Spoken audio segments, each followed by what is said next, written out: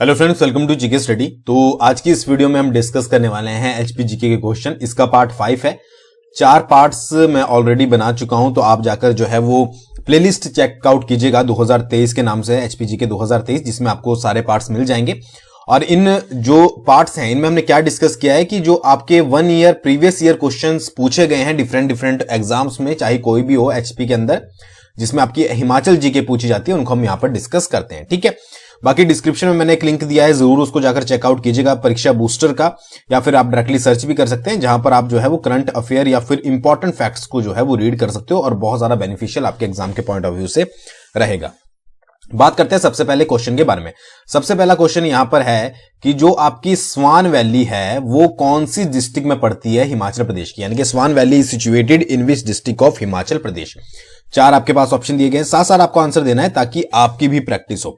तो इसका जो सही आंसर है वो है आपका ऊना। ठीक है, आपको पता ही होगा कि ऊना जिले में जो है वो स्वान वैली पड़ती है और स्वान नदी जो है वो एक इंपॉर्टेंट नदी है, तो ये भी याद रखिएगा। ठीक है, ऊना जिले से एक और इंपॉर्टेंट क्वेश्चन पूछा जाता है कि कौन सा जो हिमाचल प्रदेश का जिला है कंप्लीटली शिवालिक रेंज में पड़ता है।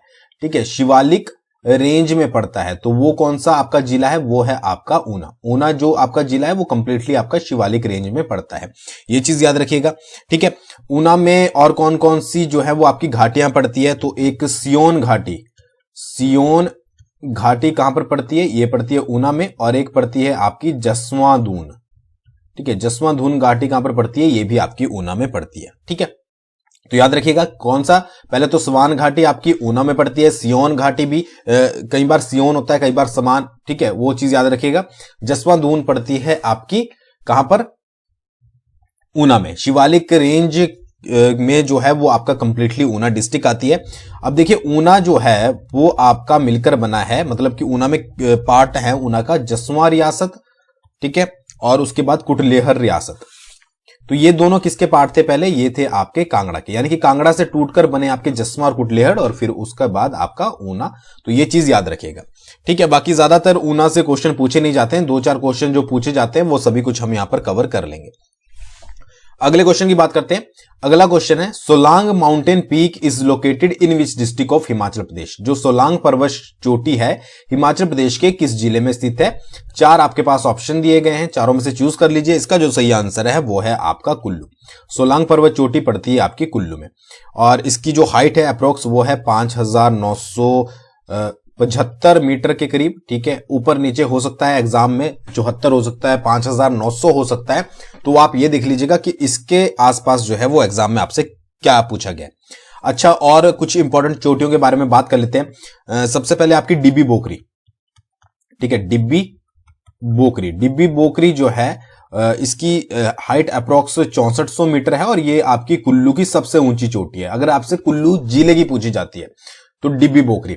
और कौन कौन सी चोटियां हो गई आपकी वहां पर कुल्लू में, तो एक आपकी दियो टिब्बा हो गई। ठीक है, दियो टिब्बा होगी। उसके बाद आपकी परांगला हो गई, ये भी आपकी है। उसके बाद आपकी हो गई उमाशिला, उमाशिला भी आपकी कुल्लू में। क्विक रिवीजन आपका हो रहा है उसी के साथ। ठीक है, शीतीधार। ठीक है, फिर आपकी श्रीखंड हो गई, ये भी आपकी कुल्लू में है। उसके बाद आपकी इंद्रकीला हो गई, ये भी आपकी कुल्लू में है। पिन पार्वती हो गई, ये भी आपकी कुल्लू में है।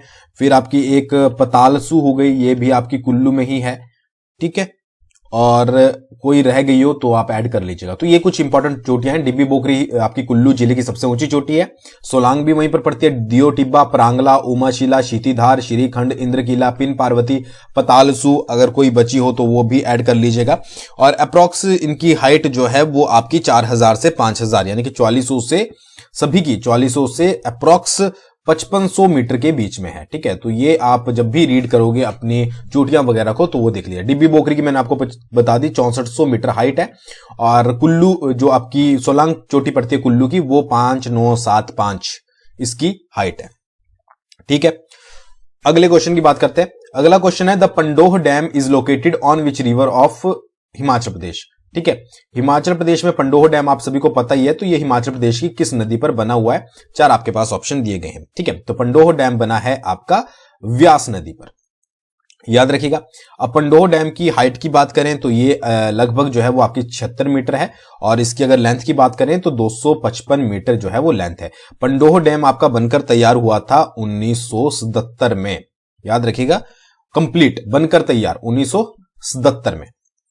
कहां पर पड़ता है ये तो आपको सभी को पता ही होगा, मंडी डिस्ट्रिक्ट में जो है वो आपका पंडोह डैम पड़ता है।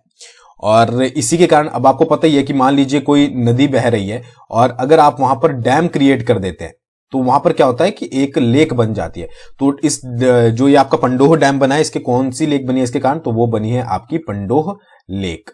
ठीक है, मेन मेड लेक है और इसका अप्रोक्स एरिया जो है वो 14 किलोमीटर है पंडोह लेक का। तो ये तो आपको सभी को पता ही होगा। एक चीज बहुत ज्यादा इंपॉर्टेंट, मैक्सिमम कई बार पता नहीं होती है, कि जो आपकी पंडोह लेक है, ठीक है, ये बेस्ड है आपकी ROR पावर स्कीम पर, या फिर आप डैम भी बोल सकते हैं। जो आपका डैम है ये किस पर बना है, ये आपका ROR स्कीम पर बना है। ROR स्कीम का मतलब होता है आपका कि जो run of the river, run of the river, ठीक है, यानी कि ROR जो पावर प्लांट होते हैं उनमें या तो कोई भी नो वाटर स्टोरेज या फिर आपकी लिमिटेड अमाउंट ऑफ स्टोरेज, ठीक है, अमाउंट ऑफ स्टोरेज, यानी कि जो आपका ROR पावर स्कीम होती है, इस पर जो डैम बने होते हैं इस टेक्निक पर या इस स्कीम पर, उसमें या तो आपका कोई भी वाटर स्टोरेज नहीं होती है या फिर उसमें लिमिटेड वाटर स्टोरेज होती है, ज्यादा वाटर को वहां पर स्टोर नहीं किया जाता। इसलिए आप देखोगे 14 किलोमीटर इसकी लेंथ है, ठीक, मतलब 14 किलोमीटर जो है वो पंडोह लेक का एरिया है। और अगर आप इसको गोविंद सागर के साथ कंपेयर करोगे तो अप्रोक्स 88 किलोमीटर, तो आप यहीं से अंदाजा लगा सकते हो। तो अगर आपसे, वैसे इतनी ज्यादा डिटेल इसमें जाने की जरूरत नहीं है, बट अगर आपसे कभी पूछ लिया जाए कि जो पंडोह डैम है वो कौन सी पावर स्कीम पर बना है, तो इसको बोला जाता है ROR, run of the river. ठीक है जी, अगले क्वेश्चन की बात करते हैं। अगला क्वेश्चन है धामी मूवमेंट इन हिमाचल प्रदेश, इसके लीडर कौन थे। ये देखिए, धामी से रिलेटेड बहुत क्वेश्चन अलग अलग एग्जाम में पूछे जाते हैं, हमने पिछली सीरीज में भी कवर किया था जो हमने क्लास लगाई थी। तो धामी मूवमेंट के नेता जो है वो यहां पर कौन थे। कई बार पूछा जाता है धामी गोलीकांड कब हुआ था, तो ये तो आपको पता ही होगा कि 16 जुलाई 1939 को जो है वो धामी गोलीकांड हुआ था, और इसके जो प्रमुख नेता थे वो थे आपके भागमल सोठा। ठीक है, अब यहां पर मैंने पहले भी बताया था बट मैं दोबारा बता देता हूं। देखिए, जो धामी गोलीकांड था वो आपका 1939 में हुआ था, और उस समय धामी का जो राणा था वो दिलीप सिंह था। अब देखिए 1937 की बात है जब प्रेम प्रचारिणी सभा बनाई गई और इसको 1939 में धामी रियासती प्रजामंडल में कन्वर्ट कर दिया गया। अब ये जो प्रजामंडल था ये सीताराम के नेतृत्व में जो है वो राणा के पास पहुंचा, और इन्होंने 3 शर्तें रखी कि भाई हमारे पास जो बेगार प्रथा है उसका अंत कर दो, भू राजस्व में कमी कर दो, और जो हमने ये धामी रियासती प्रजामंडल बनाया है इसको जो है वो ऑफिशियली मान्यता दे दो, ऑफिशियल डिक्लेयर कर दो। बट राणा ने कहा कि भाई मेरे से तो ये काम होंगे नहीं, तो ये तीनों चीजें जो है वो खत्म कर दी। ठीक है, फिर क्या हुआ कि 16 जुलाई 1939 को भागमल सोठा के नेतृत्व में, अब यहां पर क्वेश्चन वही पूछा गया है कि नेतृत्व किसने किया था, तो भागमल सोठा के नेतृत्व में 7 सदस्यों वाला प्रतिमंडल जो है वो धामी के राणा के पास पहुंचा। धनाहट्टी में जो है वो भागमल सोठा को गिरफ्तार कर लिया गया। फिर यहां पर कुछ फायरिंग वगैरह हुई जिसमें उमादत्त और दुर्गा सिंह मारे गए। उसके बाद गांधी और नेहरू को पत्र भेजा गया और उन्होंने शांति स्वरूप धवन को जो है वो रिपोर्ट करने को धामी गोलीकांड पर कहा। तो ये चीज याद रखिएगा, ये पूरा अगर आपको याद है तो यहां से बहुत सारे क्वेश्चन बनते हैं, जैसे कि भाई सबसे पहले धामी गोलीकांड कब हुआ था, 16 जुलाई 1939 को, कौन इसका हेड था, भागमल सोठा के नेतृत्व में, कौन मारे गए थे, उमादत्त और दुर्गा सिंह, कहां पर गिरफ्तार किया गया था, धनाहट्टी में, किसको जो है वो रिपोर्ट पेश करने के लिए बोला गया था, शांति स्वरूप धवन को, प्रेम प्रचारिणी सभा कब बनी थी 1937 में, कब उसको कन्वर्ट किया गया था आपका धामी प्रजामंडल में 1939 में, क्या शर्तें थी, बेगार प्रथा का अंत, भूमि राजस्व में कमी और प्रजामंडल को मान्यता। तो ये सारी चीजें, राणा कौन था, वो था आपका दिलीप सिंह। तो ये सारी चीजें आपको जो है वो पता होनी चाहिए, तभी जो है वो क्वेश्चन अलग अलग बनते तो आप उससे रिलेट जो है वो कर पाओगे। ठीक है, आगे बढ़ते हैं। अगला है बैजनाथ का पुराना नाम क्या था। ये तो आपको पता ही होगा कि बैजनाथ का ओल्ड नेम जो है वो क्या था, तो वो था आपका कीरग्राम। बैजनाथ का पुराना नाम कीरग्राम था, और बैजनाथ जो है वो आपका शिव टेम्पल के लिए प्रसिद्ध है, शिव टेम्पल के लिए प्रसिद्ध है। और बैजनाथ पड़ता कहां पर है, आपका पड़ता है कांगड़ा में। एक चीज बैजनाथ के बारे में आपने सुनी होगी कि जो बैजनाथ है वहां पर जो दशहरा है उसको सेलिब्रेट जो है वो नहीं किया जाता। अब इसके पीछे भी एक लंबी स्टोरी अगर आपने सुनी होगी, क्यों नहीं किया जाता है, क्योंकि जो रावण की शिवजी के प्रति जो भक्ति थी उसको ध्यान में रखते हुए यहां पर दशहरा जो है वो सेलिब्रेट नहीं किया जाता, क्योंकि रावण जो है वो कैलाश से, आपको पता ही होगा कि शिवलिंग लेके चला था और उसने फिर जो है बैजनाथ में जाकर वो शिवलिंग रख दिया था, जबकि शिवजी ने उसको बोला था कि भाई आप जो है वो मतलब कि इसको जहां पर भी रखेगा रावण तो वहीं पर जो है वो वहां से हिलेंगे नहीं शिवजी, ठीक है। तो उस जहां पर वो शिवलिंग रखा गया था तो वहीं पर जो है वो बैजनाथ बना है। तो ये चीज याद रखिएगा। वैसे स्टोरी याद रखने की जरूरत नहीं है, ये मैंने आपको ऐसे बता दी, बट कई बार पूछ लिया जाता है कि दशहरा कहां पर सेलिब्रेट नहीं किया जाता, तो बैजनाथ में नहीं किया जाता, ठीक है। अगले क्वेश्चन की बात करते हैं। Which governor general of India visited Chamba in 1871? ठीक है, कौन से गवर्नर जनरल जो थे वो 1871 में जो है वो आपके चंबा आए थे, चंबा की यात्रा उन्होंने की थी, तो वो थे आपके लॉर्ड मेयो, ठीक है। फोर्थ आंसर जो है वो इसका सही है। लॉर्ड मेयो कब आए थे? आपके 1871 में। अब पहला क्वेश्चन तो यही बन गया। दूसरा पूछा जाता है कि भाई उस समय राजा कौन था चंबा का? तो राजा था आपका गोपाल सिंह, गोपाल सिंह, ठीक है। तो पहला क्वेश्चन कि चंबा, देखिए 3 तरीके से क्वेश्चन बनेंगे कि चंबा के जो लॉर्ड मेयो थे वो कब आए थे? वो आए थे आपके 1871 में, ठीक है। या फिर 1871 में जो है वो किसने यात्रा करी थी? वो करी थी लॉर्ड मेयो ने, ठीक है। 2 तरीके से घुमा के पूछ लिया, या तो सन पूछा जाएगा या नाम, या फिर उस समय चंबा रियासत का राजा कौन था? वो था आपका गोपाल सिंह। अच्छा, लॉर्ड कर्जन भी जो है वो चंबा आए थे, कब आए थे आपके? वो आए थे 1900 में, ठीक है। और उस समय वहां का राजा कौन था? वो था आपका श्याम सिंह, ये भी याद रखिएगा, ठीक है। Lord Curzon with lady Curzon के साथ 1900 में आए थे। और मैकबर्थ, एक और याद रखिएगा, मैकबर्थ यंग जो है वो आपके 1901 में आए थे और उस समय भी राजा जो है वो श्याम सिंह था। तो ये कुछ इंपॉर्टेंट पॉइंट्स हैं जो कि आपको याद रखने। अगले क्वेश्चन की बात करते हैं। वो led the Quit India Movement 1942 in Shimla? जो भारत छोड़ो आंदोलन था उसकी अनुगुवाई जो थी, अगुवाई सॉरी, ठीक है, 1942 में शिमला में किसने करी थी? तो वो करी थी आपकी राजकुमारी अमृत कौर ने, ठीक है, 1942 में। आपको पता ही होगा कि जो आपका 14 जुलाई 1942 को आपका भारत छोड़ो आंदोलन का प्रस्ताव जो है वो वर्धा में पास किया गया था। ये कई बार इंडियन जीके के थ्रू आ जाता है क्वेश्चन। और फिर आपका जो शिमला था उसके बाद प्लस आपका कांगड़ा था, वहां पर भी जो है वो जोर शोर से आंदोलन चलने शुरू हुए, ठीक है। अब नारा हिमाचल प्रदेश में क्या था? आपको मैंने पहले भी बताया था, भाई दो ना पाई दो। ये नारा जो है वो आपका भारत छोड़ो आंदोलन से रिलेटेड है। उसके बाद क्या है, राजकुमारी अमृत कौर ने क्या किया था? भाई शिमला से जो है वो भारत छोड़ो आंदोलन का आपका संचालन किया था और उसके बाद जो हरिजन पत्रिका थी महात्मा गांधी की, उसका भी संपादक किया, क्योंकि महात्मा गांधी जी जो थे वो जेल में थे। 1944 में फिर जब बाहर आए तो उसके बाद आंदोलन थोड़ा जो है वो ठंडा पड़ गया था। बट यहां पर क्वेश्चन क्या बनता है? एक तो नारा इंपॉर्टेंट याद रखिएगा, भाई दो ना पाई दो, और एक अमृत कौर ने जो है वो संचालन किया था। कई बार तो डायरेक्टली आ जाता है कि भाई क्विट इंडिया मूवमेंट कब शुरू किया गया था? 1942 में। कहां पर? वर्धा सेशन में जो है वो किया गया था। तो ये चीज याद रखिएगा। अगला क्वेश्चन है, in which year did Firoz Shah Tughlaq plunder Nagarkot? ठीक है, जो फिरोज शाह तुगलक था उसने नगरकोट को जो है वो कब लूटा था? 4 आपके पास ऑप्शन दिए गए। इसका जो सही आंसर है वो है 1365। नगरकोट पर जो है वो फिरोज, देखिए नगरकोट आता है कई बार जो है वो कांगड़ा आता है, तो याद रखिएगा कांगड़ा।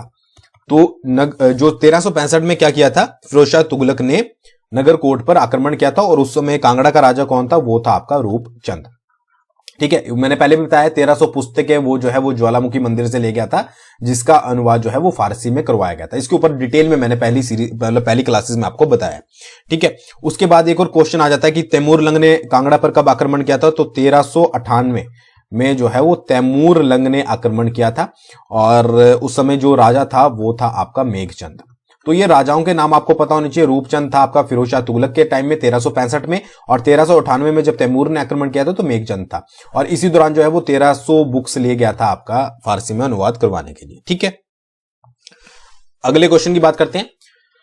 हिमाचल प्रदेश के जो पर्वतीय राज्य था उसका कौन सा शासक था जिसने औरंगजेब का अध्यादेश मानने से इनकार कर दिया था? अब ये औरंगजेब का अध्यादेश क्या था? औरंगजेब ने क्या बोला था कि 1678 के आसपास की जो सारे हिंदू टेंपल हैं हिमाचल प्रदेश में उनको जो है वो नष्ट कर दिया जाए। ठीक है, अब हर कोई तो मान गया था इस चीज को क्योंकि उस समय शासन चला हुआ था। तो 1678 में एक राजा ऐसा था जिसने ये नहीं माना, वो था आपका चतर सिंह। चतर सिंह कहां का राजा था? वो था आपका चंबा का। तो इसने क्या कर दिया था? इसने ये आदेश मानने से इनकार कर दिया था और अपोजिट में इसने क्या किया कि मंदिरों में कलश चढ़ाए, जो कि आज भी मंदिरों में जो है वो देखे जाते हैं। ठीक है, तो ये याद रखिएगा। अच्छा, चंबा में कई बार कंफ्यूजन हो जाता है, चंबा रियासत और आपका एक चंबा शहर। तो चंबा रियासत की जो स्थापना करी थी वो राजा मारू ने करी थी। ठीक है, मारू ने 550 के आसपास राजधानी ब्रह्मपुर बनाई थी और चंबा शहर की स्थापना जो है वो मेरू वर्मन ने करी थी। ठीक है, तो ये कई बार कंफ्यूजन हो जाता है, ये चीज याद रखिएगा। रियासत और शहर हर जगह होते हैं, रियासत शहर, तो ये अलग अलग आप पढ़ लीजिएगा। नेक्स्ट क्वेश्चन है, the Chail cricket stadium is located in which district of Himachal Pradesh. ये आपको पता है, चाइल्ड क्रिकेट स्टेडियम जो है वो हिमाचल प्रदेश के किस जिले में?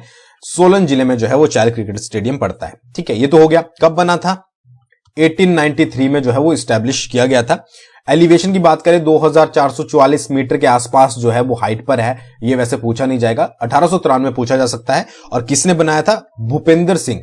भूपेंद्र सिंह जो है वो पटियाला के महाराज थे, पटियाला के महाराज। ठीक है, उनके द्वारा जो है वो बनाया गया था। तो ये कुछ इंपॉर्टेंट पॉइंट्स आपको याद रखने।